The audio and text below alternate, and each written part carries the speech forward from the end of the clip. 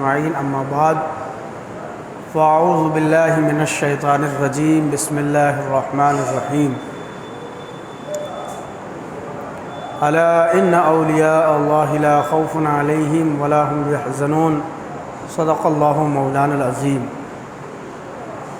معزز علماء کرام اور طالبان علوم نبویہ، السلام علیکم ورحمۃ اللہ وبرکاتہ۔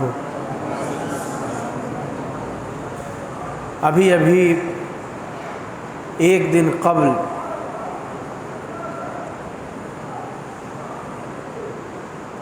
ایک ہجری سال ہم سے جدا ہوا اور دوسرے ہجری سال میں ہم اور آپ تشریف رکھتے ہیں۔ بڑا ہی محترم، حرمت والا، عظمت والا یہ مہینہ محرم الحرام کا مہینہ ہمارے سامنے ہے، جسے اللہ تعالیٰ نے اپنے پاکیزہ اور حرمت والے مہینوں میں شامل فرمایا۔ اللہ تعالیٰ کا ارشاد ہے ان عدت الشہور عند اللہ 12 شہرا فی کتاب اللہ یوم خلق السماوات والارض منہا 4 حرم، کہ اللہ کے یہاں بھی مہینوں کی گنتی 12 ہے اور ان میں 4 مہینے حرمت والے بزرگی والے ہیں، اسی لیے اس مہینے کو محرم الحرام کہا جاتا ہے، حرمت والا مہینہ، بزرگی والا مہینہ۔ تو یہ بڑا ہی مقدس مہینہ ہمارے سامنے ہے، اور اس مہینے میں ہم اور آپ ایک عظیم صوفی، عظیم محدث، عظیم فقیہ، بڑے عالم ربانی یعنی شیخ الشیوخ شہاب الدین بن عمر سہروردی رحمۃ اللہ تعالی علیہ کا ذکر خیر کرنے کے لیے جمع ہوئے ہیں۔ حضرت شہاب الدین سہروردی اتنے اعلیٰ، اتنے بڑے بزرگ ہیں کہ ان کی کتاب خاص طور سے عوارف المعارف تمام صوفیہ کے نصاب میں شامل ہے، سلیبس میں داخل ہے۔ کسی بڑے ولی نے فرمایا کہ جو اس کتاب کو نہیں جانتا وہ صوفی نہیں ہو سکتا ہے، یعنی اگر کسی کو صوفی بننا ہے تو اسے عوارف المعارف کو جاننا ہوگا، عوارف المعارف کو پڑھ کر، مطالعہ کر کے، اس سے سیکھ کر اللہ تک پہنچنے کا راستہ اختیار کرنا ہوگا تاکہ وہ منزل مقصود تک پہنچ سکے۔ آج اسی بڑے محدث، فقیہ، عالم ربانی اور صوفی کا ذکر خیر کرنے کے لیے ہم اور آپ یہاں جمع ہوئے ہیں۔ مجلس کا آغاز اللہ تبارک و تعالیٰ کے مقدس کلام سے کرنے کے لیے میں آپ کے بیچ پیش کرنا چاہتا ہوں درجہ حفظ کے طالب علم جناب حافظ تنویر کو کہ وہ آئیں اور کلام مجید کی تلاوت سے محفل پاک کا آغاز کریں۔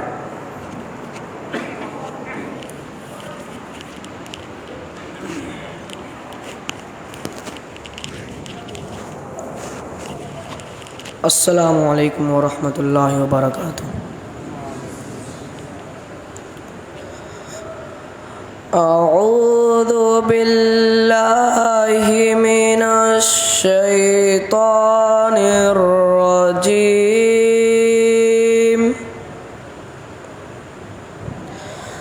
بسم اللہ الرحمن الرحیم،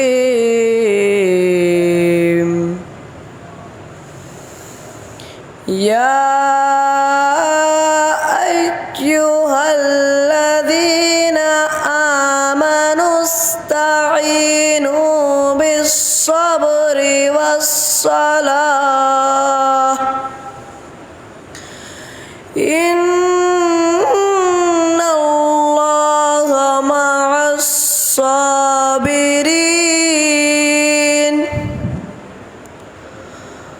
ولا تقولوا لمن يقتل في سبيل الله أموات بل أحياء ولكن لا تشعرون۔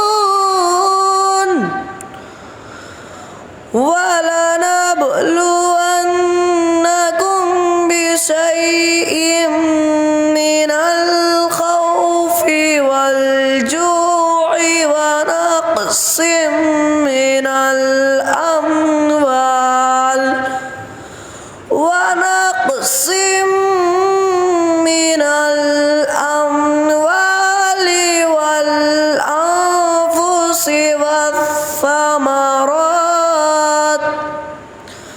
وبشر الصابرين الذين إذا أصابتهم مصيبة قالوا إنا لله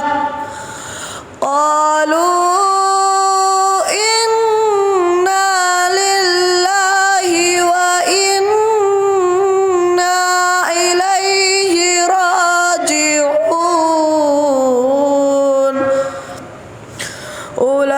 أولئك عليهم صلوات من ربهم ورحمة وأولئك هم المهتدون صدق الله العظيم. ماشاء اللہ، سبحان اللہ. تلاوت کلام اللہ سے مجلس پاک کا آغاز ہوا. اب نعت نبی پیش کرنے کے لیے میں درجہ حفظ کے طالب علم محمد دلشاد کو آواز دیتا ہوں کہ وہ آئیں اور نعت نبی پیش کریں. محمد دلشاد، درجہ حفظ.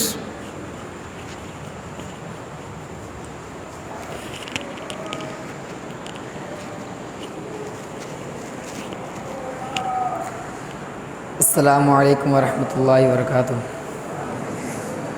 ایک مرتبہ پڑھی درود پاک. اللہم صلی علی سیدنا شفیعنا نبینا مولانا محمد بارک وسلم صلی علیہ الصلوۃ والسلام علیک یا رسول اللہ صلی اللہ تعالی علیہ وسلم. اٹھا دو پردہ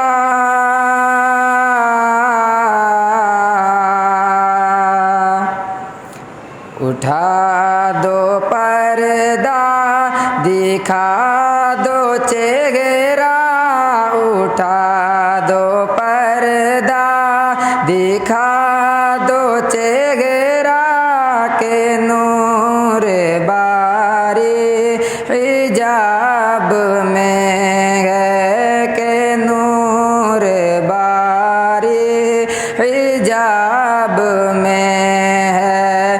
زمانہ تاریخ زمانہ تاریخ زمانہ تاریخ گورا ہے کہ مہر کب سے نقاب میں گئے کہ مگر کب سے نقاب میں ہے کہ کھڑے گئے منکر نکیر سر پر نہ کوئی حامی نہ کوئی یاور. کھڑے ہیں منکر نکیر سر پر نہ کوئی حامی نہ کوئی یاور نہ کوئی حامی نہ کوئی یاور. بتا دو آ کر بتا دو آ کر بتا دو آ کر میرے پیمبر کے سخت مشکل جواب میں گئے کہ سخت مشکل جواب میں ہے کہ خدا قہار ہے غضب پر کھلے ہیں بدکاریوں کے دفتر. خدا قہار ہے غضب پر کھلے ہیں بدکاریوں کاریوں کے دفتر خدا قہار غضب پر کھلے بدکاریوں کے دفتر کھلے بدکاریوں کے دفتر بچا لو آ کر بچا لو آ کر بچا لو آ کر شفیع محشر بچا لو آ کر شفیع محشر تمہارا بندہ عذاب میں گئے تمہارا بندہ عذاب میں گئے اٹھا دو پردہ دکھا دو چہرہ کے نور بارے حجاب میں السلام دونوں ماشاء اللہ سبحان اللہ، بہت عمدہ کلام آپ حضرات نعت پاک کا سماعت فرما رہے تھے۔ اب آئیے اس کے بعد ایک اور نعتیہ کلام پیش کرنے کے لیے میں آواز دیتا ہوں جناب عطاء الرحمن کو کہ وہ آئیں اور نعت نبی پیش کریں۔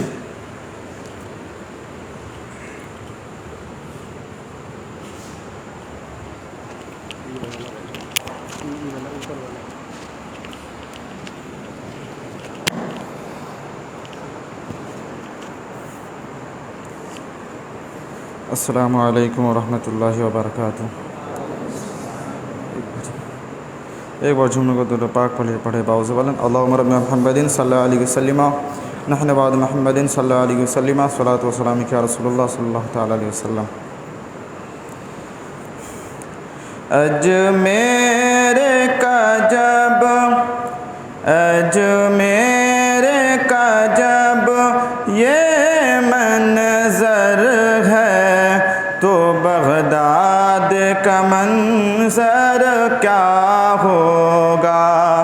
اجمیر کا جب یہ منظر ہے تو بغداد کا منظر کیا ہوگا کہ اجمیر کا جب یہ منظر ہے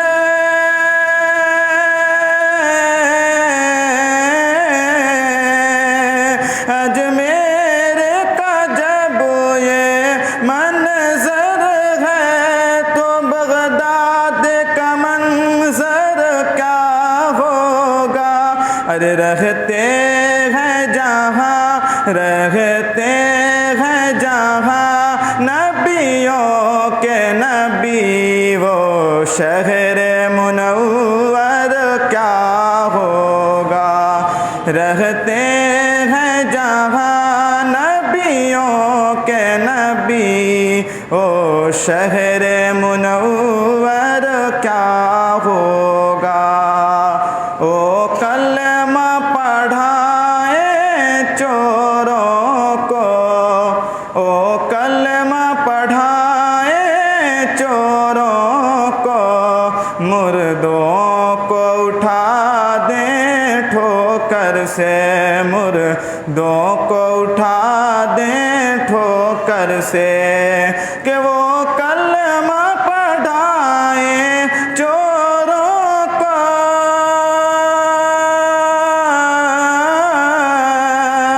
او کلمہ پڑھائیں چوروں کو مردوں کو اٹھا دیں ٹھوکر سے۔ جب غوث میں اتنا پاور ہے تو سرکار کا پاور کیا ہوگا۔ جب غوث میں اتنا پاور ہے تو سرکار کا پاور کیا ہوگا۔ کہ جب حسن تھا ان کا جلوہ نما انوار کا عالم کیا ہوگا۔ کہ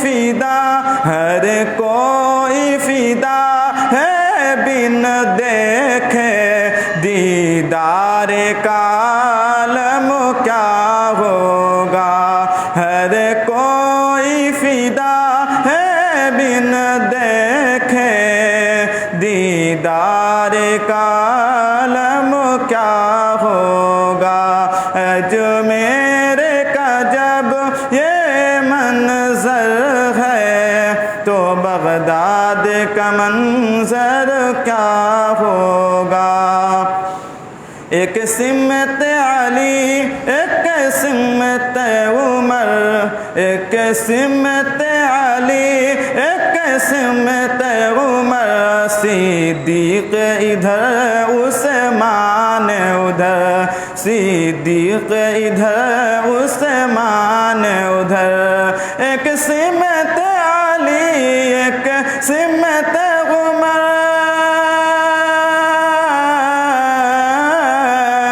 ایک سمت علی ایک سمت عمر صدیق ادھر عثمان ادھر ان جگمگ جگمگ تاروں میں ان جگمگ جگمگ تاروں میں مہتاب کا عالم کیا ہوگا ان جگمگ جگمگ تاروں میں مہتاب کا عالم کیا ہوگا اجمیر کا جب یہ منظر ہے تو بغداد کا منظر کیا ہوگا السلام علیکم ماشاء اللہ بہت خوبصورت کلام جناب عطاء الرحمن سے آپ سماعت کر رہے تھے۔ اس کے بعد میں ایک اور نعت پیش کرنے کے لیے شمشاد کو دعوت دینا چاہتا ہوں۔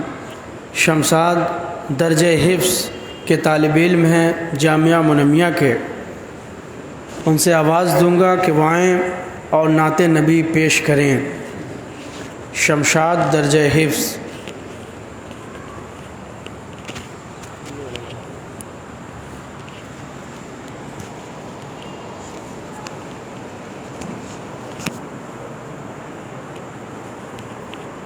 السلام علیکم ورحمۃ اللہ تعالی وبرکاتہ۔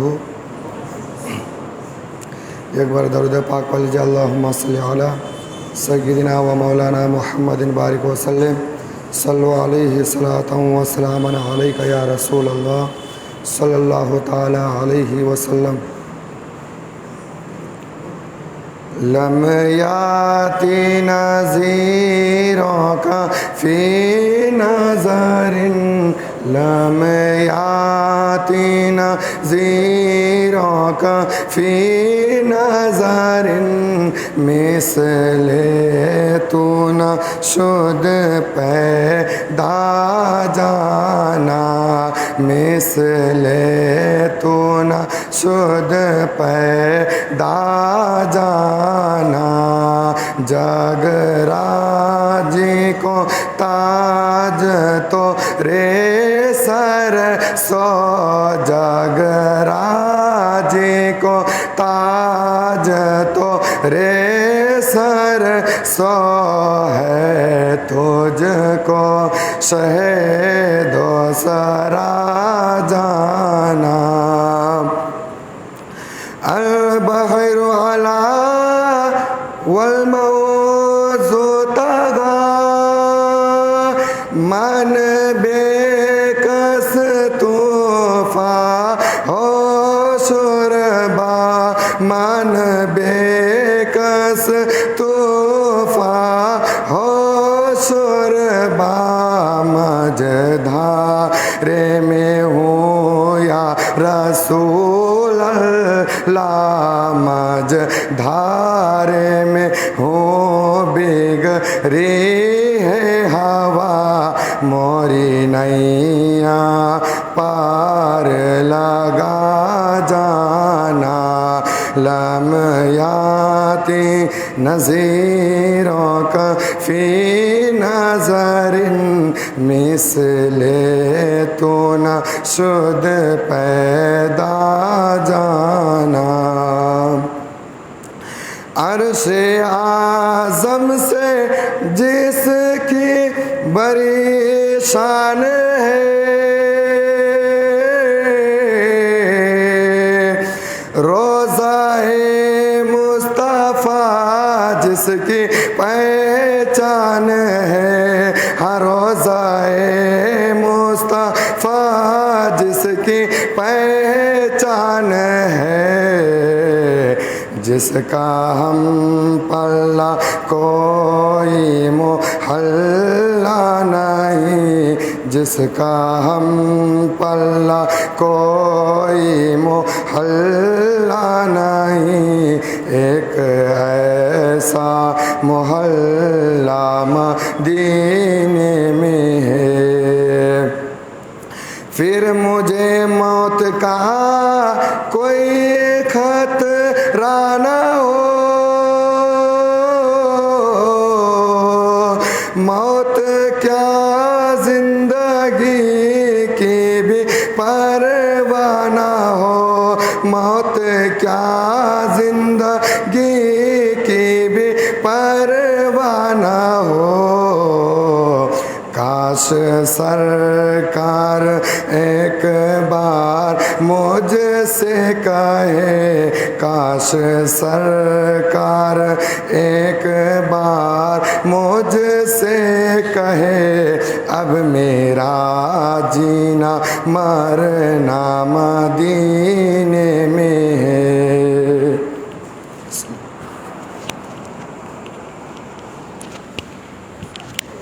ماشاء اللہ، سبحان اللہ۔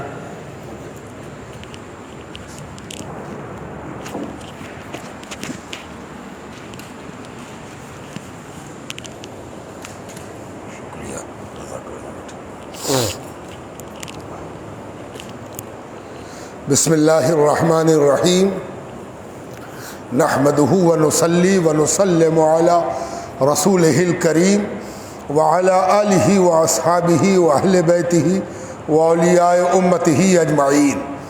قال اللہ تبارک و تعالی فی القرآن المجید والفرقان الحمید، یا ایہا الذین آمنوا اتقوا اللہ وکونوا مع الصادقین، آمنت باللہ ورسولہ وصدق اللہ المولانا العظیم۔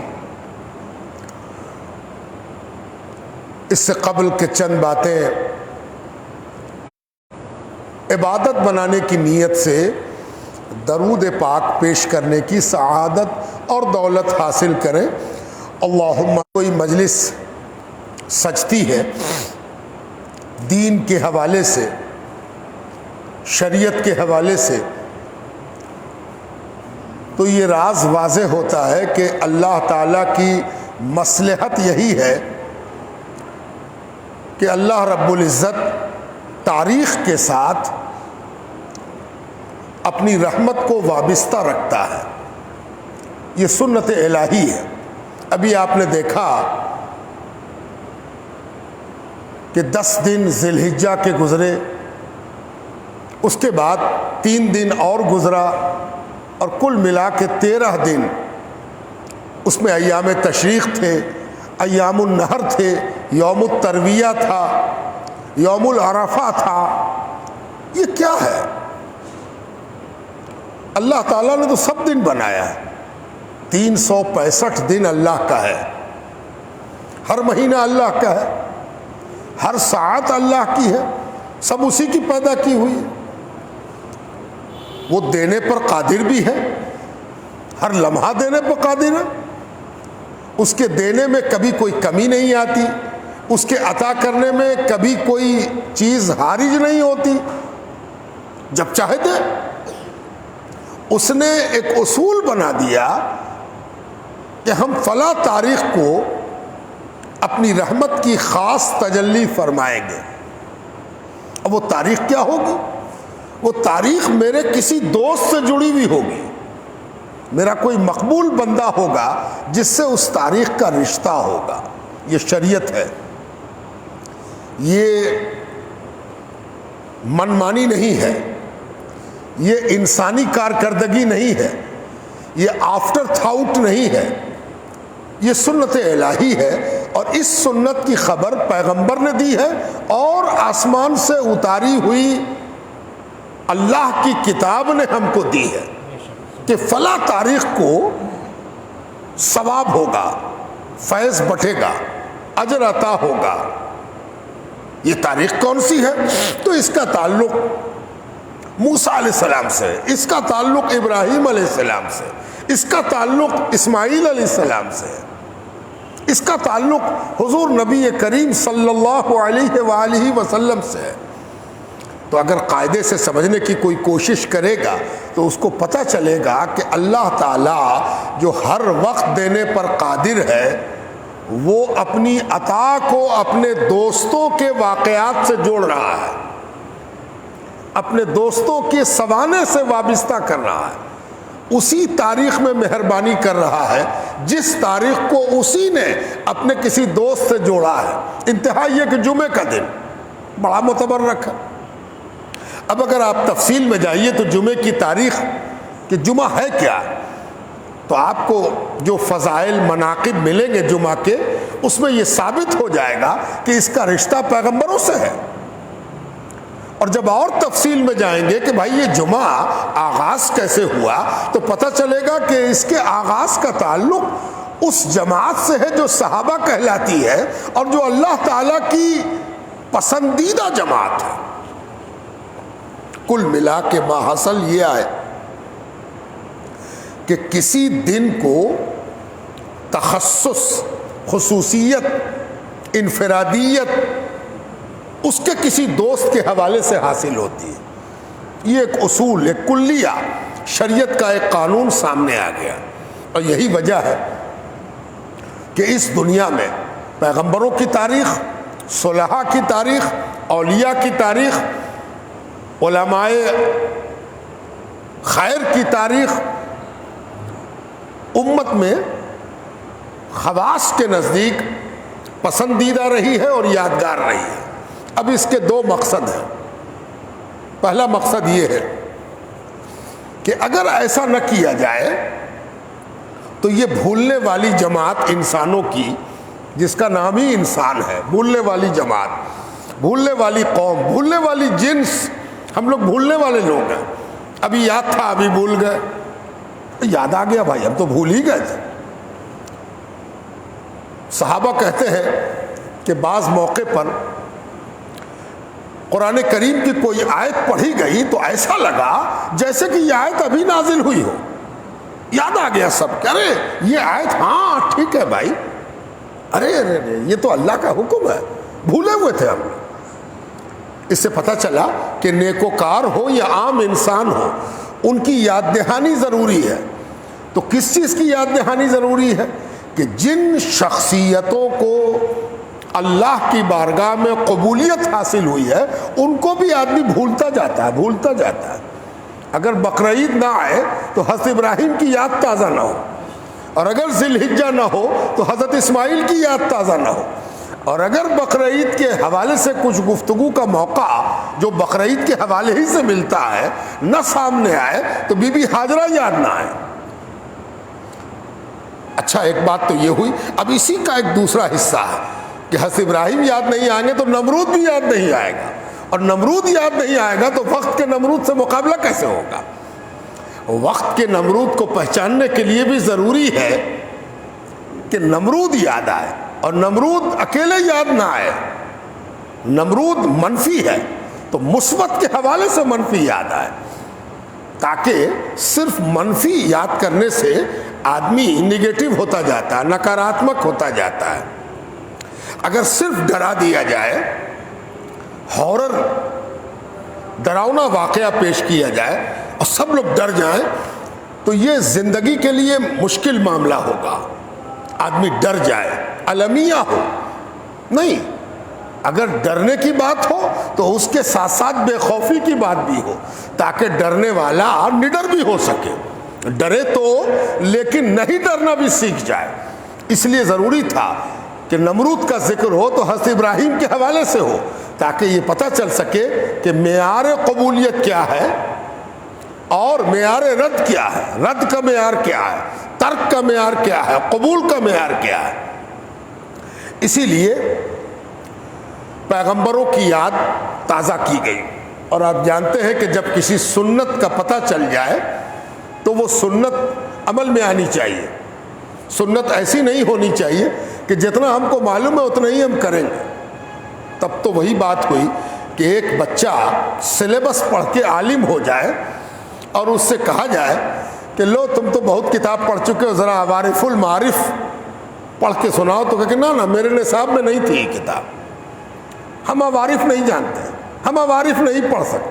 تو اس سے کہا جائے گا کہ تم نے تو عربی ادب پڑھا ہے، تم نے فقہ پڑھا ہے، تم نے حدیث پڑھی ہے، تم نے اصول حدیث پڑھی ہے، تم عقائد سے واقف ہو، تو عوارف المعارف کے پڑھنے میں کیا دشواری ہے، پڑھو۔ نا ہم میرے نصاب میں، میرے کیریکولم میں یہ کتاب ہی نہیں تھی، ہم کیسے پڑھیں، ہم تو پڑھ ہی نہیں سکتے۔ اس کے مطلب ہوئے کہ یہ آدمی لکیر کا فقیر ہے اور اس کو صحیح چیز کا علم حاصل نہیں ہوا، ورنہ اس کے آگے جو کتاب رکھی جاتی یہ اٹھاتا اور کہتا کہ میں عربی بھی جانتا ہوں اور اس فن کے دائیں بائیں بھی جانتا ہوں۔ اب اس دائیں بائیں کو جب ہم جانتے ہیں تو اس پگڈنڈی پر چل کے دکھائیں گے، اس لیے کہ ہم کو چلنا آتا ہے۔ نہیں چلے تو کیا ہوا، ہم کو چلنا آتا ہے، ہم اس راہ پر چل کے دکھائیں گے۔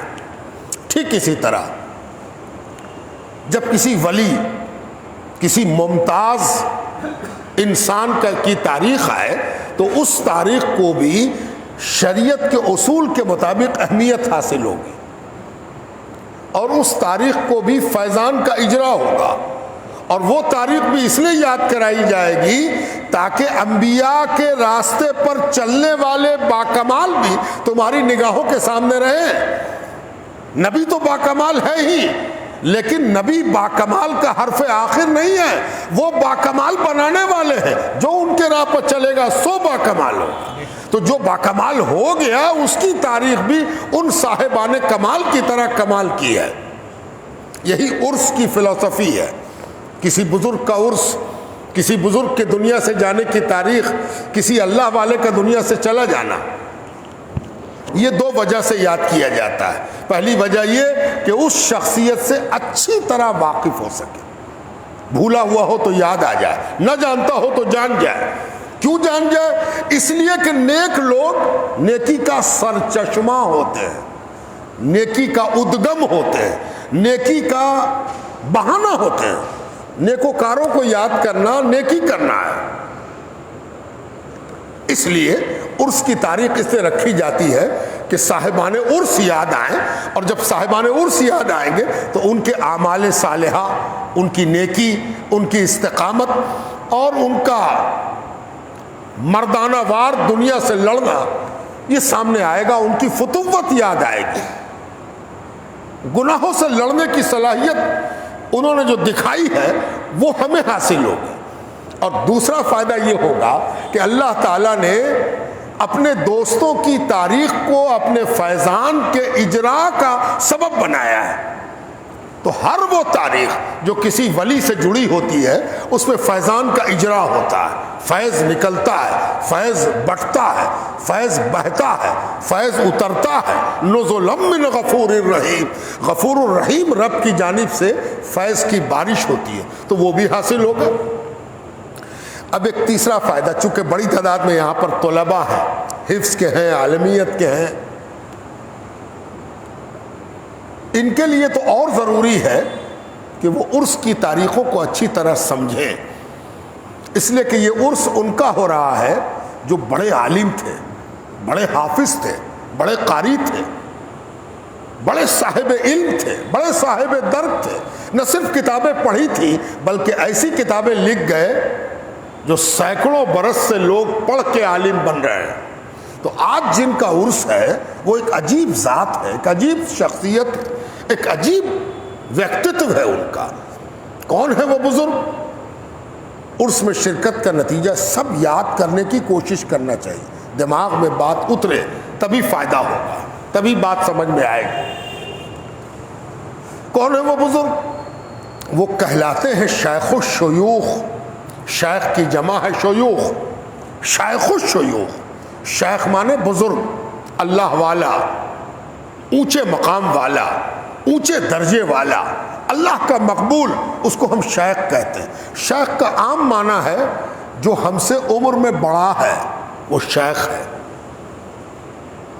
حضرت مفتی صاحب یہاں بیٹھے، یہ کیا ہے؟ یہ شیخ ہے۔ کیوں شیخ ہے؟ ایک وجہ تو یہ ہے کہ ان کی عمر ہم سب سے زیادہ ہے، دوسری وجہ یہ ہے کہ یہ عمر کے ساتھ ساتھ علم میں بھی بزرگ ہیں، عمر میں بھی بزرگ ہیں، علم میں بھی بزرگ ہیں، تو ان کو ہم کیا کہیں گے؟ شیخ۔ عربی میں ان کو اگر مخاطب کرنا ہو، جیسے ہم لوگ اردو میں حضرت کہتے ہیں، حضرت، عربی میں شیخ کہتے ہیں، جس کو آدمی اللہ واسطے عزت دے۔ یاد رکھو، بوڑھے کو بھی جو آدمی عزت دیتا ہے، چاہے وہ کوئی ہو، کسی کا باپ ہو، کسی کا دادا ہو، اس کو عزت کیوں دیتا ہے؟ کہ اللہ کو بوڑھے کی عزت کرانا پسند ہے۔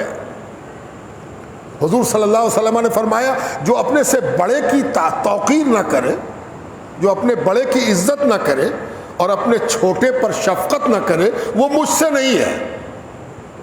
تو اس سے پتہ چلا کہ بزرگ کی عزت کرنا۔ اب شیخ الشیوخ ایک ذات ایسی ہوئی جس کو زمانے نے مانا کہ شیخ تو بہت ہیں، یہ شیخوں کے شیخ ہیں۔ شیخ جس کے آگے اپنی گردن محبت کے ساتھ، اپنی گردن عقیدت کے ساتھ خم کرتے ہیں، وہ ہے شیخ الشیوخ۔ اور ان کا نام نامی کیا ہے؟ ان کا اصلی نام ہے عمر۔ اصلی نام کیا؟ عمر۔ ان کے والد کا نام محمد، عمر بن محمد۔ دنیا میں جانے کس نام سے جاتے ہیں؟ شہاب الدین، اور رہنے والے سہراورد کے تھے۔ سہراورد زنجان کا ایک گاؤں ہے، پہاڑی علاقہ ہے، پہاڑ کی ترائی ہے، اس کا نام ہے سہراورد۔ چھوٹی سین، ہے، رے، واؤ، پھر رے اور دال، سہراورد۔ سہراورد کے رہنے والے تھے اور اسی لیے سہراوردی کہلاتے تھے۔ تو شیخ الشیوخ عمر بن محمد شہاب الدین سہراوردی، اتنے بڑے بزرگ۔ ایک تو بزرگ وہ بھی ہیں جن سے میرا سلسلہ ہے، میرے ابا، میرے دادا، مفتی صاحب کے پیر صاحب، آپ کے پیر صاحب، آپ کے پیر صاحب، لیکن ایک بزرگ ایسا ہے جس کو سب پیر مل کے پیر مانے، ان کا نام ہے شہاب الدین سہراوردی۔ کئی لحاظ سے ان کی اہمیت ہے۔ میں موٹے موٹے 2-3 جملے ان کے متعلق کہنا چاہتا ہوں تاکہ آپ کے دل و دماغ میں ایک بات آئے۔ سب سے پہلے تو یہ جان لیجئے کہ جب بھی کوئی آدمی بڑا ہوتا ہے تو اپنے قبیلے میں بڑا ہوتا ہے، اپنے گاؤں میں بڑا ہوتا ہے، اپنے شہر میں بڑا ہوتا ہے، اپنے ملک میں بڑا ہوتا ہے، دوسرا ملک اس کو کیا جانے گا۔ آپ کہیں باہر کسی کے تعارف کرائیے تو کہیے کہ میرے ملک کے بہت بڑے آدمی ہیں، اچھا بڑے آدمی ہیں، لیکن جن کی آج عرس کی مجلس ہے، یہ ایسے بڑے آدمی ہیں جو پورے عالم اسلام میں، پوری دنیا میں مشہور ہوئے، نیک نامی کے لحاظ سے، تقوی کے لحاظ سے، بزرگی کے لحاظ سے، علمیت کے لحاظ سے مقبول ترین شخصیت۔ یہ بھی ان کو مانے، وہ بھی ان کو مانے، یہ بھی ان کو مانے، سب مانے۔ اتنے بڑے بزرگ اپنے دور کے ہوئے، اور انہوں نے کیا کیا؟ سب سے پہلے تو پڑھنے میں اتنا جی لگایا، بہترین طالب علم۔ آپ خیال کیجئے گا کہ ان کو پڑھانے والے لوگ بہت سے ہوں گے، ان کے ابا بڑی محنت کرتے ہوں گے، بہت خرچہ کرتے ہوں گے، اچھا کپڑا دیتے ہوں گے، اچھا کھانا دیتے ہوں گے، اچھا استاد رکھا ہوگا انہوں نے۔ لیکن آپ کو جان کے حیرت ہوگی کہ ان کی عمر صرف 6 برس تھی، 6 سال کے تھے کہ ان کے والد شہید ہو گئے، ان کے والد شہید ہو گئے، قتل کر دیے گئے، قتل ہو گیا ان کے والد۔ نیک بزرگ تھے، ان کو ایک دشمن خدا نے ان کو مار ڈالا، شہید ہو گئے ان کے والد۔ یعنی کون؟ محمد سہراوردی شہید ہو گئے۔ 6 سال کا یتیم بچہ، گاؤں کا رہنے والا، اس کو اس کے چچا جو خود بڑے عالم تھے، بڑے بزرگ تھے، ان کا نام تھا شیخ ابو نجیب سہراوردی، وہ 5 سال 6 سال کے بچے کو بغداد لے آئے اب بغداد اس وقت کا سب سے بڑا شہر، دنیا کا ترقی یافتہ شہر، بغداد دنیا کی راجدھانی تھی اس وقت، بغداد سے بڑی کوئی جگہ نہیں تھی، سب سے بڑی جگہ بغداد تھی۔ جیسے آج کل واشنگٹن اور نیو یارک ہے، جاپان کا ٹوکیو ہے، ویسے بغداد تھا، کوئی مقابلے کا ٹاؤن نہیں تھا، ساری دنیا بغداد کی طرف دیکھتی تھی۔ اور ننھی سی جان بغداد آ گئی، چچا نے بڑی محنت سے، توجہ سے، پیار سے، محبت سے پڑھایا، اور تیز ترار اللہ نے ان کو بڑا بنانا تھا، اور محنت ان کی، پہلے تو حفظ کیا، پھر قرات میں کامل ہوئے، پھر اس کے بعد پڑھائی شروع ہوئی تو علم حدیث اور علم فقہ کے ساتھ علم کلام کی طرف توجہ ہوئی۔ اتنا تیز پڑھنے لگے کہ ایسے علم کی طرف بڑھ گئے جس کے نتیجے میں آدمی بحث کرتا ہے، جدل کرتا ہے۔ ایک بحث بیکار کی ہوتی ہے اور ایک بحث پڑھنے لکھنے کی ہوتی ہے۔ علم کلام ایک ایسا علم ہے جس کا پڑھنے والا دین کے دشمنوں سے مناظرہ کرنے، مناقشہ کرنے اور بحث کرنے کی صلاحیت کو بالکل اسی طرح بڑھاتا ہے جیسے کسی تلوار کے مالک کو موقع دیا جائے کہ وہ اپنے تلوار کی دھار کو تیز کرے، ویسے ہی ایک عالم جب بحث کرنے کی صلاحیتوں میں برکت پیدا کرے تو اس کو کلامی کہتے ہیں۔ اس طرف توجہ ہو گئی حضرت۔ چچا چاہتے تھے کہ یہ مناظر نہ بنے، بحث کرنے والا نہ بنے، جدل کرنے والا نہ بنے، مناظرہ کرنے والا نہ بنے، اللہ والا بنے، لیکن توجہ کریز اسی کا تھا، دھیان ادھر چلا جائے۔ ایک روز لے کے چچا سرکار غوث پاک کی خدمت میں گئے، شیخ عبد القادر جیلانی غوث العظم کی خدمت میں چچا لے کے گئے۔ کہا بیٹا ایک اللہ والے کی بارگاہ میں جا رہے ہو، ایسا اللہ والا جس کو اللہ نے لوگوں کے دلوں پر واقف کرا دیا ہے، دل میں جس کے جو بات گزرے گی وہ غوث پاک کو علم میں لا دیتا ہے اللہ تعالیٰ۔ تو ایسے بزرگ کی بارگاہ میں جا رہے ہو، ذرا ہوش و حواس میں چلو۔ امام یافعی لکھتے ہیں کہ چچا نے جیب میں ہاتھ دیکھ کے کچھ پیسہ بھی نکالا، سکہ نکالا، ہاتھ میں دیا شہاب الدین سہروردی کی عمر کتنی تھی؟ 14 یا 15 سال، 15 سال کے بچے کے ہاتھ میں پیسہ دیا۔ کاہے کو؟ کہا دیکھو جب کسی اللہ والے کی بارگاہ میں آدمی جائے تو کوئی غلطی قصور نہ ہو جائے، اس کے لیے پہلے سے صدقہ نکالنا چاہیے، پہلے صدقہ نکال دو، تو کچھ صدقہ کر دو تاکہ وہاں جا کے کوئی قصور ہو تو گرفت نہ ہو، اللہ تعالیٰ اس صدقے کے نتیجے میں اس قصور سے خلاصی دے دے۔ چنانچہ صدقہ بھی نکالا، آپ سرکار غوث پاک کی خدمت میں گئے۔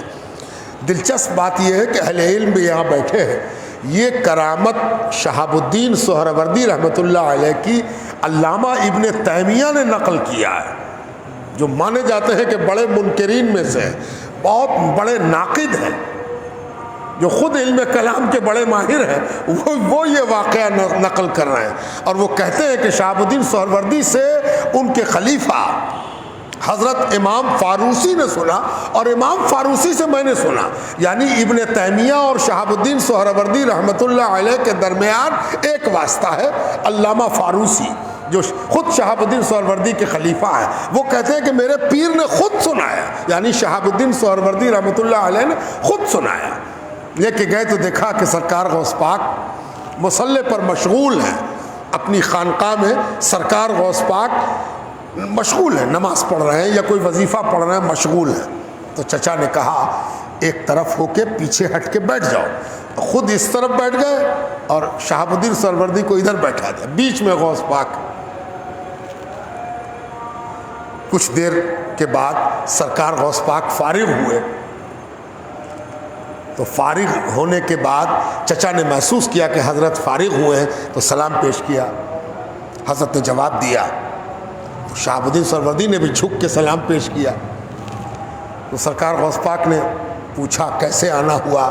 تو چچا نے کہا یہ میرا بھتیجا ہے، اس کا نام عمر ہے، پڑھنے میں تیز ہے، علم کلام بحث جدل کی طرف مائل ہے، ہم چاہتے تھے کہ آپ بزرگوں کی راہ پر چلتا، یہ بحث جدل سے بچ جاتا۔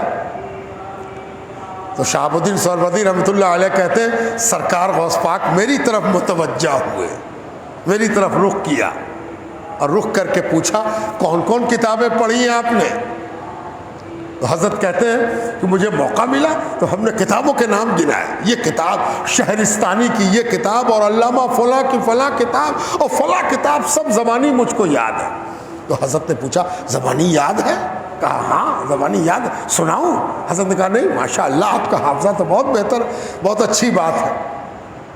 اب امام یافعی کہتے ہیں کہ سرکار غوث پاک نے اپنا مبارک ہاتھ شہاب الدین سہروردی کے سینے پر رکھا، ایسے رکھا ہاتھ، اور رکھ کے صرف اتنا فرمایا ما ہوا بن زاد القبر، یہ جو آپ آج کل کر رہے ہو پڑھنے کی مشغولیت ایک خاص علم کی، یہ قبر میں کام دے گی؟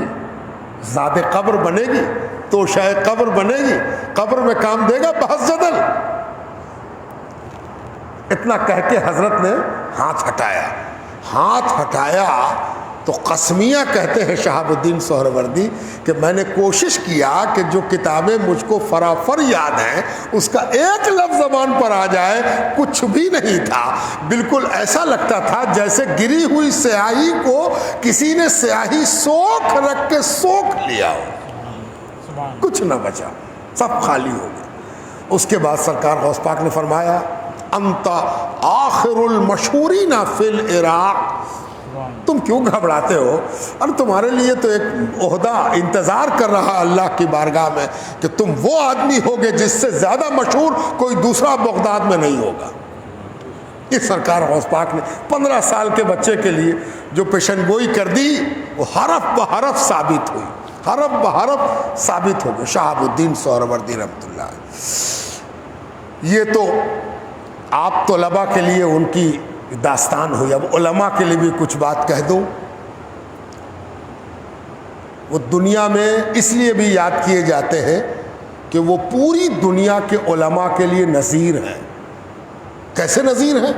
عام طور پر کوئی عالم بنتا ہے تو وہ اپنے کو محدود کر لیتا ہے، میرا کام نماز پڑھانا ہے، میرا کام فتویٰ دینا، میرا کام مسئلہ بتانا، میرا کام تقریر کرنا، ہو گیا کام ختم، اس سے زیادہ میرا کام نہیں۔ شہاب الدین سہروردی رحمۃ اللہ تعالی علیہ علماء کے لیے ایک ایسی نظیر ہیں کہ ہر عالم کو انہیں پڑھنا چاہیے۔ وہ ایک ایسے زبردست عالم ہوئے کہ وہ پوری دنیا سے ان کے پاس فتویٰ آتا، استفتاء آتا، سوال آتا، اور آپ فتوے کا جواب لکھواتے، اور جو فتوے کا جواب لکھواتے اس میں ایسا سوال بھی آتا جو عام طور پر دارالفتاء میں نہیں جاتا ہے۔ مثلا ایک سوال سنیے، حضرت شہاب الدین سہروردی کے پاس ایک سوال آیا کہ حضرت میں بڑی رغبت کے ساتھ عبادت میں مشغول ہوتا ہوں، اور جب عبادت میں مشغول ہو جاتا ہوں، عبادت کرتا ہوں، نیکی کرتا ہوں، بھلائی کا کام کرتا ہوں، ذکر اذکار میں لگتا ہوں تو گمراہی سے تو دور ہو جاتا ہوں، لیکن گھمنڈ پیدا ہوتا ہے، تکبر پیدا ہوتا ہے، غرور پیدا ہوتا ہے۔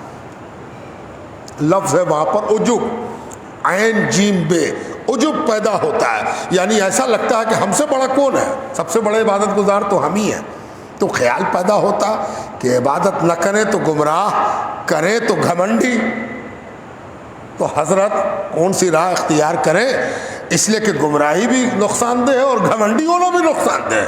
گھمنڈی ہونا تو وہ نقصان دہ ہے کہ شیطان گھمنڈی ہو کے عبادت گزار ہونے کے باوجود شیطان ہو گیا۔ شیطان کیوں ہوا؟ اپنے تکبر کی بنیاد پر، اپنے گھمنڈ کی بنیاد پر، اپنے عجب کی بنیاد پر۔ تو حضرت شیطانت سے بچنے کے لیے عبادت چھوڑ دیں، کم سے کم گمراہ ہوں گے، شیطان تو نہ ہوں گے، تو گمراہی میں پڑے کہ شیطان ہو جائے، فرمایا جائے۔ اب جواب سنیے، فتویٰ نویسی پوری دنیا میں ہوتی ہے، حضرت شہاب الدین سہروردی کا جواب، ایک لائن کا جواب لکھوایا، فرمایا عمل کرتے رہو، گھمنڈ سے توبہ کرتے رہو، عمل نہیں چھوڑو، عمل میں لگے رہو، عبادت نہیں چھوڑو، عبادت کرتے رہو تاکہ گمراہی سے بچے رہو۔ اور اگر عبادت کے نتیجے میں گھمنڈ پیدا ہوتا تو توبہ کرنے سے باز مت آؤ، تم توبہ ہی توبہ میں لگے رہو، یقیناً تم کامیاب ہو۔ ایک لائن کا جواب تھا قسمت ساز، زمانہ ساز، شریعت ساز، کہ شریعت کو بھی وہ واضح کر رہا ہے شریعت کیا کہتی ہے۔ سوال کرنے والا کتنا گمبھیر اور جواب دینے والا کیسا پیر ہے نا، اس کو کہتے ہیں پیر اور شیخ۔ کیسی شیخی انہوں نے بتائی۔ اب یاد رکھیے کہ وہ کیا کرتے تھے، واز کہتے تھے۔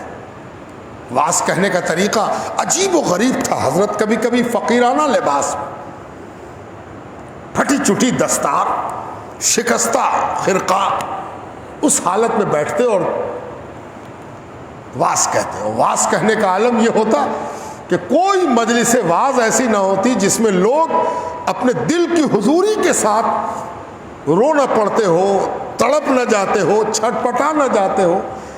کوئی مجلس واز ایسی نہ ہوتی جس کے بعد لوگ توبہ کرنے کو حضرت کے اوپر گرے جاتے کہ حضرت توبہ کرا دی، حضرت توبہ قبول کیجیے، حضرت میری توبہ قبول۔ یہ عالم تھا ان کے واز کا۔ اس وقت دنیا میں جو لوگ اپنے واعظ و نصیحت کے حوالے سے پوری دنیا میں پہچانے گئے، ان میں سے ایک ہے شہاب الدین سہروردی۔ اب تصنیف و تالیف، ہر بڑا آدمی کچھ لکھتا ہے، اور لکھنے کی وجہ یہ ہوتی ہے کہ وہ چاہتا ہے کہ جو لوگ علم حاصل کر رہے ہیں وہ میرے حاصل کیے ہوئے علم سے فائدہ اٹھائے، ہے نا۔ ایسے سمجھیے کہ جیسے سب آدمی پانی پی لے، مدرسے میں کھانا ختم ہوا اور سارے طالب علموں نے پانی پی لیا، کسی کو اس کی فکر نہیں ہے کہ دوسرا کیسے پیے گا، جائے اپنی رکابی میں پیے، کٹورے میں پیے، گلاس میں پیے، نل میں منہ لگا کے پیے۔ لیکن کوئی ایسا طالب علم بھی ہو جو سوچے کہ ہم تو پی لیا، کچھ ایسا نظم کر دے کہ دوسرے کو بھی پلا دے، تو وہ ایک گھیلا جگ بالٹی کھوج کے لاوے، دھو دھا کے اسے پانی بھرے اور لے کے چلے کہ بھائی تم بھی پانی پیو گے، پی لو، تم بھی پی لو، اچھا تم بھی، ہاں لائی پانی لائیے۔ بالکل اسی طرح عالموں میں وہ عالم جو کتاب بھی لکھتا ہے وہ ایسا ہے جو خود تو پیتا ہی ہے، دوسرے کے پلانے کا سامان بھی کرتا ہے نا۔ اس کا مقصد یہی ہوتا ہے کہ ہم تو پی لیا ہے، ہم تو کھا لیا ہے، ہم تو بہت کچھ کر لیا ہے، اب دوسرے کے کھلانے اور پلانے کا نظم بھی ہم کر دیں تاکہ اس کو یہ احساس ہو کہ ہم نے پیا بھی تھا، پلایا بھی تھا، ہے نا۔ ہم مائکش بھی ہیں، وہ ہم ساقی بھی ہیں، ہم بادہ خار بھی ہیں اور بادہ لٹانے والے بھی ہیں، ہے نا۔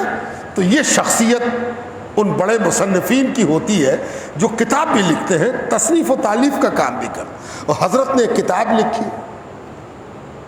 کہاں لکھی؟ حرم شریف میں لکھی، حرم کے اندر بیٹھ کے، کعبۃ اللہ کے اندر، کعبہ کے سامنے بیٹھ کے، مکہ مکرمہ میں حرم کے اندر بیٹھ کے لکھی، اور اس کا نام حضرت نے رکھا عقیدۃ ارباب التقیٰ۔ عقیدۃ ارباب التقیٰ بہترین کتاب ہے حضرت کی عقیدے پر، عقائد بیان ہوئے۔ پھر دوسری کتاب حضرت نے لکھی عوارف المعارف۔ عوارف المعارف یہ ایسی کتاب ہے کہ جو بھی فقیری کی لائن میں جانا چاہتا ہے، اللہ کے دروازے کا فقیر بننا چاہتا ہے، اللہ والا بننا چاہتا ہے، وہ اس کتاب کو پڑھے گا تو اس کو پتہ چلے گا کہ اس راہ میں چلنے والے کو کیا کرنا چاہیے، کیا نہیں کرنا چاہیے، کیسے کرنا چاہیے۔ آپ ممکن ہے کہ کوئی کہے کہ قرآن و حدیث تو کافی ہے، تو یاد رکھیے بلا شبہ قرآن و حدیث کافی ہے، لیکن قرآن و حدیث سب کے لیے کافی ہے، کوئی بھی ہو سب کے لیے کافی ہے۔ لیکن اس کافی ہونے کی مثال ایسی ہے جیسے کہ کوئی بہترین کنواں ہو، اتھاہ گہرائی ہو، پانی سے لبالب ہو، ہے نا، لیکن کیا کنویں سے آپ پانی پی لیں گے جب تک کہ آپ کے پاس بالٹی نہ ہو، گلاس نہ ہو، کٹورا نہ ہو، جام نہ ہو؟ تو قرآن و حدیث ایسا گہرا شفاف پانی کا، میٹھے پانی کا انمول کنواں ہے اور یہ اللہ والے جو کچھ لکھتے ہیں وہ دراصل اس کنویں سے نکال کے پینے کا سامان ہے کہ جس سے قرآن و حدیث سے استفادہ کرنے کا یہی طریقہ ہے. یہ ظرف ہے، بہترین کھانا ہے قرآن و حدیث، سالن ہے، اور اس پر ایسی روٹی ہے جو اس سے پہلے کبھی ویسی روٹی پکی تھی نہ ویسا سالن پکا تھا. لیکن کھائیں کیسے؟ کھانے کا تو کوئی سبیل ہونی چاہیے، کوئی سبیل تو ہونی چاہیے. تو سبیل کیا ہے؟ یہ اللہ والوں کی وہ کتابیں ہیں، اللہ والوں کی وہ دستگیری ہے، وہ رہنمائی ہے جو پلیٹ بنتی ہے، جو برتن بنتی ہے، جو ظرف بنتی ہے، اور قرآن و حدیث کو اختیار کرنے کا ڈھنگ اور سلیقہ دیتی ہے، وظیفہ دیتی ہے، وسیلہ دیتی ہے. تو یہ کتاب ہے عوارف المعارف. پوری دنیا میں مختلف سلسلے ہیں. اب آپ دیکھیے گا، فقہ شافعی کی کتاب الگ، فقہ حنفی کی کتاب الگ، فقہ مالکی کی کتاب الگ. کسی شافعی کے عالم سے پوچھیے کہ آپ تو شافعی عالم ہیں، آپ نے امام ابو حنیفہ کی فقہ اکبر پڑھی ہے؟ نہ، ہم تو نہیں پڑھا، نام سنا.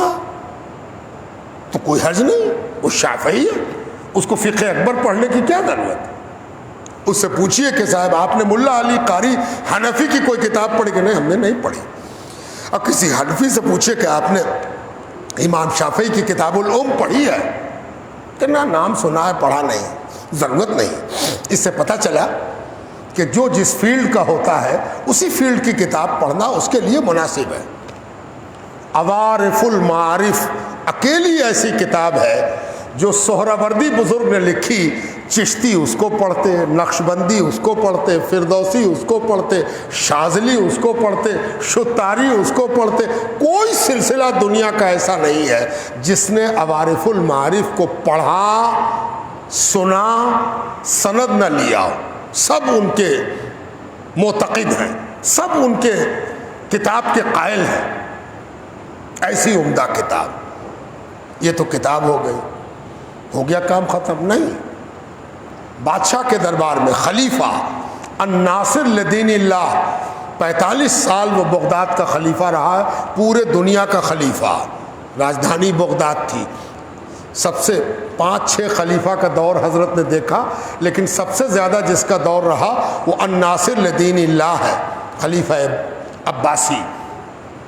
الناصر لدین اللہ کے دربار میں جب کبھی حضرت کو محسوس ہوتا کہ خلیفہ کسی غلط فیصلے پر جا رہا ہے تو حضرت اپنی خانقاہ سے چل کے بادشاہ کے دربار میں جاتے اور بھرے دربار میں خلیفہ کو نہایت شرعی انداز میں ٹوکتے، اصلاح فرماتے، صحیح راہ دکھاتے.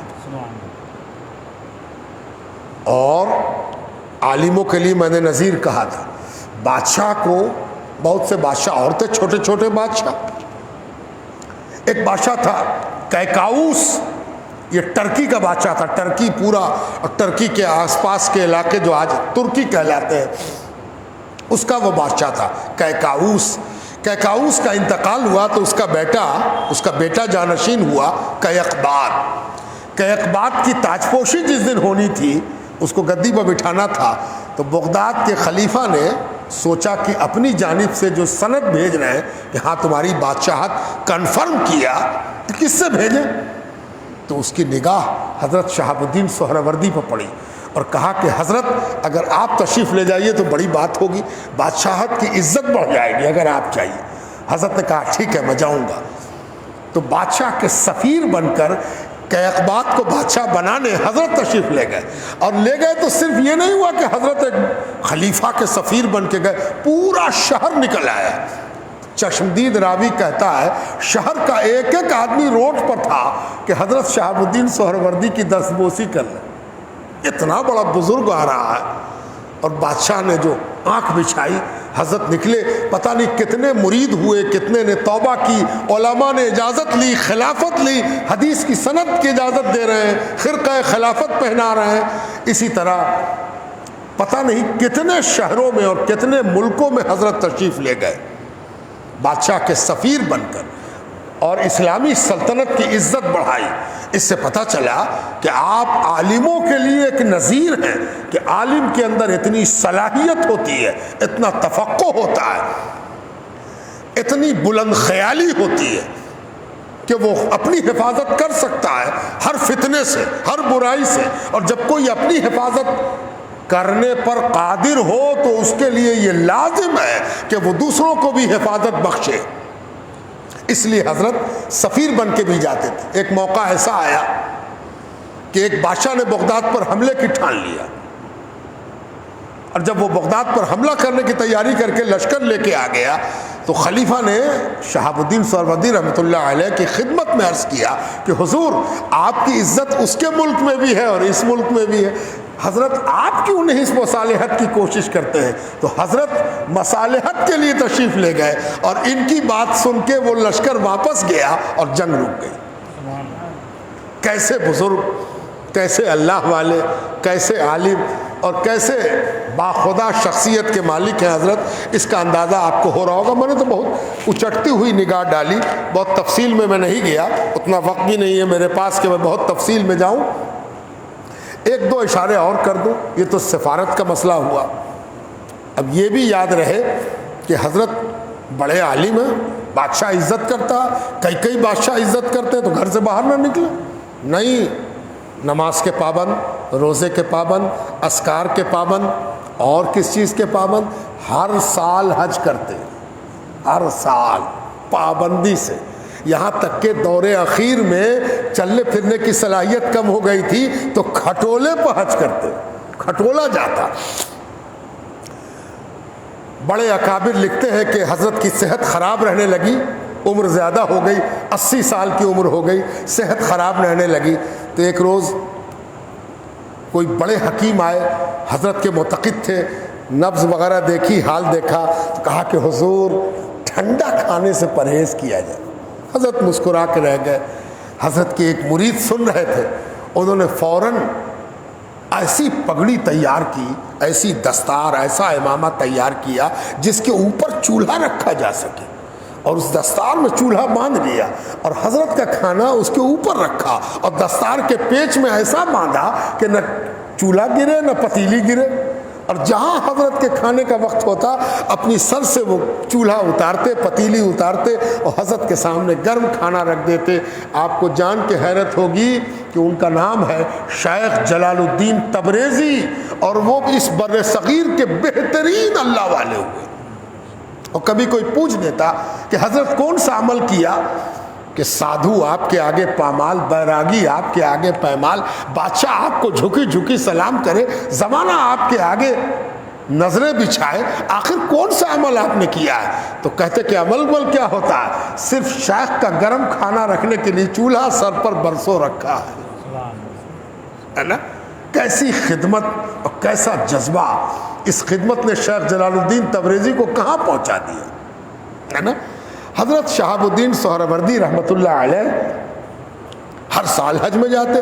اخیر دور میں آنکھ بھی حضرت کی بینائی کم ہو گئی تھی، کمزور ہو گئی تھی بینائی، اس حالت میں بھی حج میں گئے۔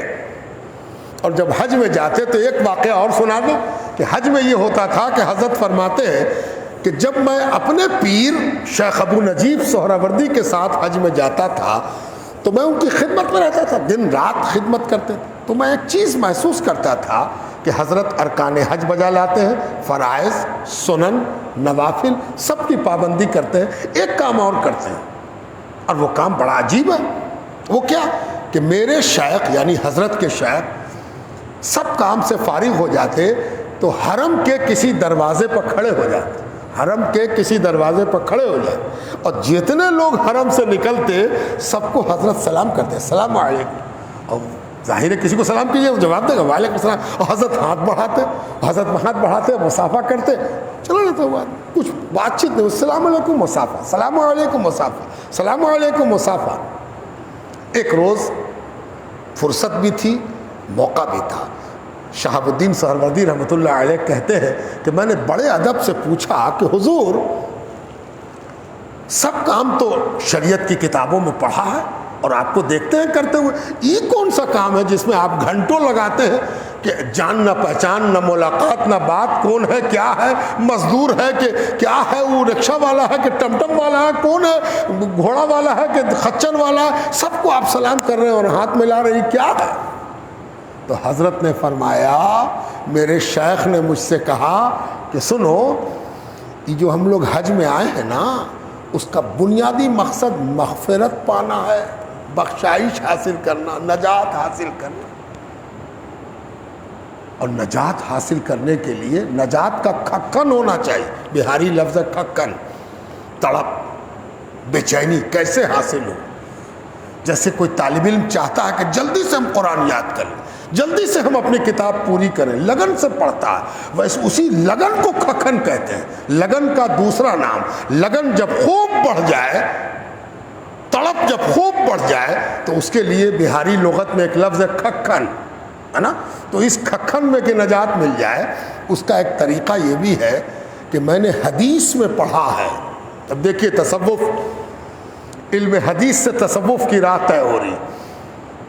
کہتے ہیں کہ میں نے حدیث میں پڑھا ہے کہ حضور صلی اللہ علیہ وآلہ وسلم نے فرمایا، کسی بخشے ہوئے کے ہاتھ میں جب کوئی اپنا ہاتھ دیتا ہے، کسی بخشے ہوئے مغفور، کسی مغفور کے ہاتھ میں جب کوئی اپنا ہاتھ دیتا ہے تو اس سے پہلے کہ ہاتھ باہر نکالے بخش دیا جاتا ہے.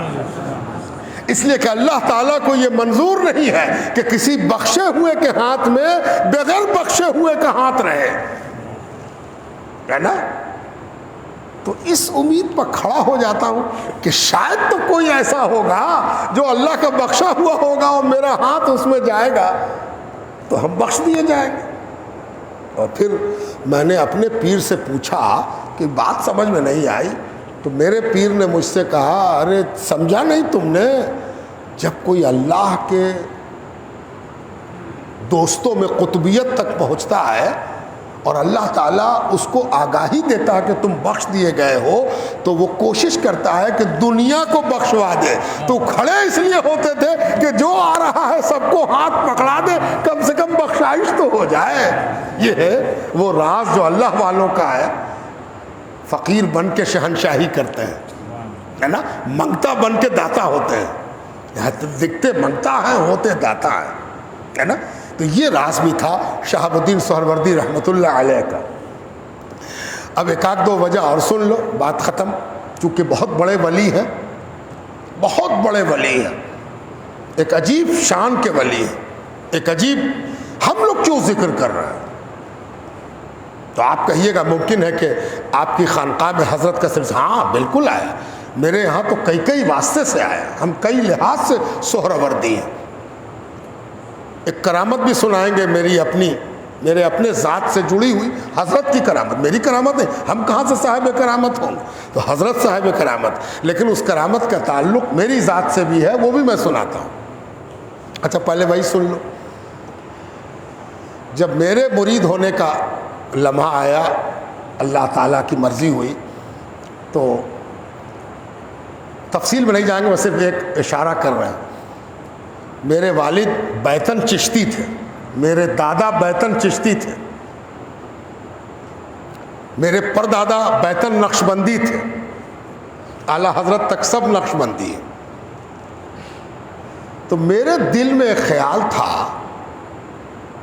ہمت تو نہیں پڑتی تھی بولنے کی، اپنے شیخ سے ہم کیوں کیسے کہیں کہ ہم کس سلسلے میں مرید ہوں گے، لیکن میرے دل میں ایک خیال تھا کہ ہم شہاب الدین سہروردی رحمۃ اللہ علیہ کے سلسلے میں بیعت ہیں.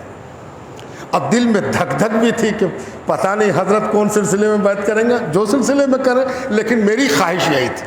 دھڑکتے دل سے ہم نے ہاتھ حضرت کا پکڑا اور حضرت نے بیعت لی. جب بیعت لی تو سلسلے کا جب ذکر کیا تو بغور میرے چہرے کو دیکھا اور دیکھ کے فرمایا کہ قادریہ شہابیہ سلسلے میں تمہاری بیعت لی. جی چاہا کہ اسی وقت حضرت کو کہتا نہیں قدم بوسی کرے کہ کیا کرے، جو ہم چاہتے تھے وہی ہوا. اور یہ حیرت کی بات اس لیے ہے کہ میرے بعد فوراً بعد میرے دو بھائیوں کی بیعت حضرت نے لی، دونوں کو چشتیہ میں مرید کیا، دونوں کو چشتیہ سلسلے مرید کیا. صرف ہم کو حضرت شہاب الدین سہروردی، جو میری خواہش تھی، میری تمنا تھی، میری آرزو تھی، حضرت کے سلسلے میں میں داخل ہوا. اب یہی وجہ نہیں ہے آپ سے بات کرنے کی، اب اصلی وجہ سنیے. ہندوستان میں بہت سے اللہ والے ہیں، آپ کو جان کے حیرت ہوگی کہ شہاب الدین سہروردی رحمۃ اللہ علیہ کبھی ہندوستان نہیں آئے ہوں گے تو ہم لوگ نہیں جانتے. ہم لوگوں کو ابھی تک کوئی ثبوت ایسا نہیں ملا جس سے پتہ چلے کہ حضرت ہندوستان آئے ہوں. لیکن سب سے زیادہ خلیفہ جس کے ہندوستان میں پائے جاتے ہیں وہ شہاب الدین سہروردی. سب سے زیادہ. اپنے ایک خط میں حضرت نے لکھا خلفائی فی الہند کثیرہ، میرے ہندوستان میں کثرت سے خلیفہ ہے نا. اب کبھی مالدہ جائیے، پنڈوا شریف چلے جائیے، تو پنڈوا شریف میں جب آپ جائیں گے حضرت علاء الحق پنڈوی کی طرف 21 ہزاری روضے کی طرف سے جلتے ہوئے، آپ میں سے کوئی گئے ہوں گے تو یاد کیجئے، سڑک پر ایک مزار ملے گا بڑا گھیرا ہوا ایک دم چوراہے پر. وہ حضرت شہاب الدین سہروردی کے جلیل القدر خلیفہ ہیں، حضرت حافظ احمد دمشقی رحمۃ اللہ علیہ. سیدنا حافظ احمد دمشقی دمشق سے چل کے آئے. اپنے ایسے ہی چل کے نہیں آئے. دمشق کہاں؟ سیریا، شام.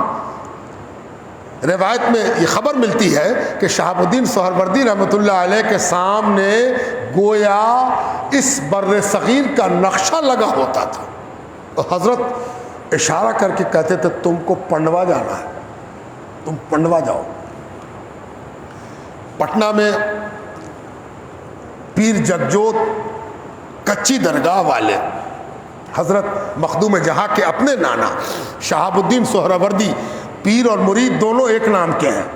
شہاب الدین سہروردی کچی درگاہ والے، ان کو حضرت نے بھیجا کہ یہاں جانا ہے نا. ذرا اندازہ لگائیے کہاں کہاں بھیجا، جو جگہ بتائی وہیں پہ جانا ہے. حضرت مخدوم اشرف جہانگیر سمنانی رحمۃ اللہ علیہ نے اپنے ایک مکتوب میں لکھا ہے، ایک خط میں تذکرتاً لکھتے ہوئے حضرت فرماتے ہیں بنگال کے ست گاؤں میں، ست گاؤں ممکن ہے کہ یہ چٹ گاؤں ہو، عربی کی وجہ سے چے جو ہے وہ سین سے بدل گئی، ست گاؤں، لیکن ہو سکتا کوئی ست گاؤں ہو. حضرت لکھتے ہیں مخدوم اشرف جہانگیر سمنانی رحمۃ اللہ علیہ، بنگال کے ست گاؤں میں، صرف ست گاؤں میں 70 خلیفہ شہاب الدین سہروردی کے آئے. 70 خلیفہ. دلی چلے جائیے تو دلی میں حضرت خواجہ قطب الدین بختیار کاکی رحمۃ اللہ علیہ کے جب آپ جائیں گے مہرولی شریف تو داہنے حضرت کا مزار ہے، اور بائیں طرف سیڑھی چڑھ کے اوپر میں ایک مزار ہے حضرت قاضی حمید الدین ناگوری رحمۃ اللہ علیہ کا، شہاب الدین سہروردی کے خلیفہ ہیں. اسی طرح دلی میں اور بڑے بڑے بزرگان دین جو لیٹے ہوئے ہیں، اس میں ایک ضیاء الدین رومی ہے، حاجی مجد الدین ہے، یہ سب شہاب الدین سہروردی رحمۃ اللہ علیہ کے خلیفہ ہیں. یہ جلیل القدر خلفاء ہیں حضرت شہاب الدین سہروردی کے. میں نے محنت کی، بڑی بڑی محنت کے بعد ایک فہرست بنائی تو 70 خلیفہ تو ہم پوری دنیا میں نکال سکے، اور پتہ نہیں کتنے ہیں. ابھی تو یہ ایک معمولی محنت کے نتیجے میں 70، اور اس میں سب بڑے عالم، سب بڑے اپنے دور کے زبردست شخصیت کے مالک، یہ ہے شہاب الدین سہروردی. تو ہندوستان میں اس بر صغیر میں اتنی بڑی تعداد میں کلمہ گویوں کا پایا جانا شہاب الدین سہروردی کی توجہ خاص کا نتیجہ ہے نا. تو یہ بزرگ جن کے بارے میں آج ہم لوگ اتنی بات جان سکے، پھر بھی بہت محدود، بہت باتیں ہیں حضرت سے متعلق. میں نے ایک کتاب ہی ان پر لکھ دی ہے 500 صفحے کی، پوری کتاب ہے جس میں ان کے واقعات اور سب ایسی چیزیں ہیں کہ سبحان اللہ. تو حضرت سے بہت زیادہ وابستگی طلباء کی، اساتذہ کی، علماء کی، شیوخ کی، اقطاب کی، ابدال کی رہی ہے. زبردست بزرگ، نو کنٹروورسی، کوئی تضاد نہیں، کوئی جھگڑا نہیں، کوئی نزاع نہیں، متفق علیہ شخصیت کا نام ہے شیخ الشیوخ عمر بن محمد شہاب الدین سہروردی. غریب نواز ان سے مل کے آئے، خواجہ قطب ان کی خدمت میں رہے، بابا فرید گنج شکر ان کی خانقاہ میں حاضر ہوئے. آنکھوں دیکھا حال بتاتے ہیں کہ ایک دن جب میں حاضر آیا تو دیکھا کہ زائرین آتے جاتے تھے اور حضرت کے لیے لایا ہوا تحفہ رکھتے جاتے تھے. میرے سامنے ڈھیر اتنا بلند ہوا کہ چھت سے سٹ گیا، اتنا تحفہ آیا، اتنا نذرانہ آیا، اتنا تحفہ آیا۔ جب چھت تک سٹ گیا تو حضرت نے فرمایا آؤ، جس کو جس چیز کی ضرورت ہو لیتے جاؤ، اور جو چاہتا وہ جو چیز چاہتا اٹھا لیتا، اٹھا کے لے جاتا، اٹھا کے لے جاتا، اٹھا کے لے جاتا۔ ایک بزرگ نے اپنا واقعہ لکھا ہے کہ حضرت شہاب الدین سہروردی رحمۃ اللہ علیہ کیا ایسا ہی ایک دن ڈھیر لگ گیا تھا تحفے تحائف ہدیے کا۔ ایک بڑھیا آئی بیچاری ٹیکتی ہوئی ہاتھ پیر، کھوٹ کھولا اس نے، گرا کھولا، اپنے کپڑے کا دوپٹے کا گرا کھول کے اس میں سے ایک چھوٹا سا سکہ نکالا، 2 انی ہو 1 انی ہو کچھ بھی ہو، اس کو کانپتے ہوئے ہاتھ سے رکھ دیا، چلی گئی۔ حضرت نے اجازت دیا، لو جس کو جو لینا لے لو۔ حضرت شیخ جلال الدین تبریزی جو سر پر چولہا باندھے رہتے تھے وہ بھی کھڑے ہوئے تھے۔ حضرت نے ان سے کہا تم بھی کچھ لے لو، تم بھی کچھ لے لو۔ حضرت جلال الدین تبریزی کہتے ہیں کہ میں آگے بڑھا، اب میری نظر اسی سکے پر تھی، میں نے آگے بڑھ کے وہی والا سکہ اٹھایا، صرف ایک سکہ اٹھا لیا۔ تو حضرت مسکرائے اور فرمایا بڑی قیمتی چیز تم نے لی ہے، بڑی قیمتی چیز تم نے لی۔ اب آخری بات، 1 محرم کو حضرت کا وصال ہوا، آج کی تاریخ، آج 1 محرم، اس کو غرہ بھی کہتے ہیں، 1 محرم کو غرہ، 1 تاریخ کو غرہ بھی کہتے ہیں۔ عاشورہ سب کو یاد ہے، غرہ سب کو نہیں یاد ہوتا۔ غرہ محرم حضرت کی تاریخ، غرہ محرم کو حضرت کا وصال ہوا۔ جب وصال ہوا تو حضرت کے جو لوگ تھے انہوں نے بھنڈار خانے میں، بھنڈار خانہ ہوتا مدرسے کا بھی بھنڈار خانہ، تو بھنڈار خانے میں غلہ بھرا ہوا تھا، تو حضرت نے اپنے وصال سے پہلے کہا کہ جو ہے سب تقسیم کر دو، بچا وہ نہیں رہنا چاہیے، کچھ نہیں بچا۔ حضرت کے ایک عزیز تھے، انہوں نے بار بار خادم سے کہا کنجی لاؤ، کنجی لاؤ، تو خادم آیا کہ حضور کنجی مانگ رہے ہیں، کہا کنجی دے دو، کنجی دے دی گئی۔ انہوں نے ادھر کنجی ملی، تالا کھولنا ہے، ادھر حضرت کا وصال ہوا۔ جب حضرت کا وصال ہوا اور تالا کھلا تو معلوم ہوا کہ اس میں صرف 5 یا 6 سکہ بچا تھا، باقی جھاڑو پھر چکی تھی، سب خالی تھا۔ وہ 5-6 سکہ بھی حضرت کا کفن خریدنے میں ختم ہو گئے، کچھ نہ بچا۔ یہ تھے اللہ والے، اور ان کا فیضان محسوس ہوتا ہے، ان کی کیفیت محسوس ہوتی ہے۔ اور یہ وہ لوگ ہیں جو پڑھنے والے اور سننے والے کو مائل بنے کی کرتے ہیں، مائل بخیر فرماتے ہیں۔ اللہ تعالیٰ ان کو غریق رحمت فرمائے۔ بچھاؤ دسترخوان، بچھاؤ، جلدی کرو۔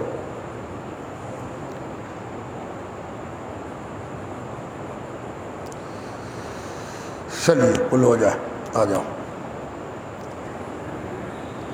اعوذ باللہ من الشیطان الرجیم، بسم اللہ الرحمن الرحیم۔